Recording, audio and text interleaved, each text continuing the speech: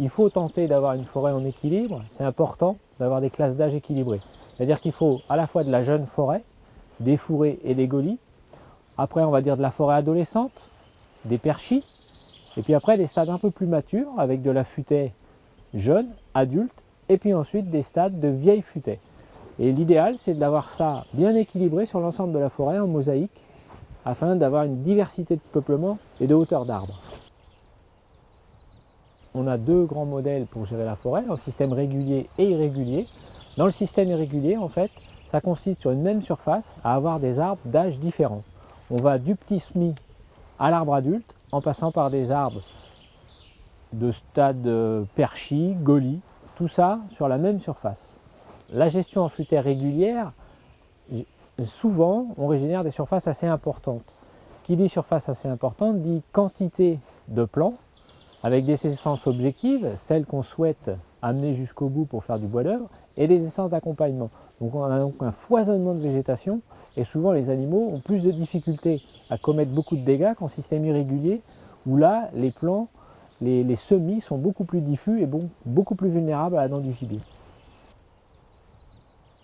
Alors dans une forêt, c'est important d'avoir de la diversité, d'autant plus aujourd'hui avec les changements climatiques. On n'est sûr de rien. Par contre, on sait que si on a une diversité d'essences, elles n'auront pas toutes les mêmes atteintes. En plus, ça nous permet de répondre au marché. En ce moment, c'est les résineux qu'on le vend en poupe. Si on a des résineux, c'est parfait. Si on a des feuillus, ça va un petit peu moins bien aujourd'hui, mais demain, peut-être que ce sera eux qui seront à la mode. Et donc, ça nous permet de ne pas mettre tous nos œufs dans le même panier et d'offrir également aux animaux une diversité d'essences. Il y en a qui sont plus appétentes que d'autres. On a des essences objectives. On a aussi des essences d'accompagnement. Celles-là, ils peuvent les manger. Elles nous servent à éduquer les arbres avec lesquels on souhaite faire du bois d'œuvre. Cette diversité d'essences, en fait, nous permet de nous prémunir des dégâts et en même temps d'offrir différentes possibilités aux propriétaires en fonction des marchés. C'est important dans la forêt d'avoir une vision à long terme.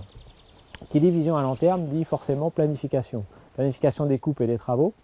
Et donc quand on a des cervidés dans sa forêt, et d'autant plus si on va en avoir en quantité assez importante, eh bien, il faut savoir anticiper les choses.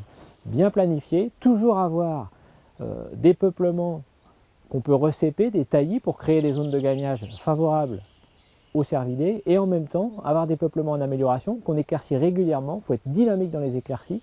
C'est des peuplements qui craignent absolument plus la dent du gibier. Et donc si on est dynamique, on va rapporter de la lumière au sol et on va détourner les animaux vers ces peuplements-là. Et comme ça, ils vont laisser les peuplements sensibles tranquilles. Il y aura moins de pression sur les peuplements sensibles. Il faut absolument anticiper ces choses-là et planifier dans le temps et dans l'espace. Alors dans les régénérations naturelles, il faut absolument les cloisonner. Pourquoi il faut les cloisonner? Il y a deux intérêts. Le premier, pour le forestier, c'est de permettre le suivi en fait, de l'évolution des semis, savoir si on a toujours les semis en quantité suffisante. Et le deuxième, c'est de créer des zones de gagnage favorables aux cervidés et en même temps, ça les empêche de stationner dans les parcelles. Quand elles ne sont pas cloisonnées, ils se sentent chez eux, ils restent dans les parcelles et ils peuvent commettre de nombreux dégâts. Quand c'est cloisonné, ils passent, ils s'alimentent et ils filent plus loin. Et il faut absolument entretenir ces cloisonnements régulièrement pour renouveler un gagnage appétant à la fois pour les chevreuils et pour les cerfs. De plus en plus maintenant, pour se prémunir des dégâts, on plante dans le recru. Pourquoi on plante dans le recru?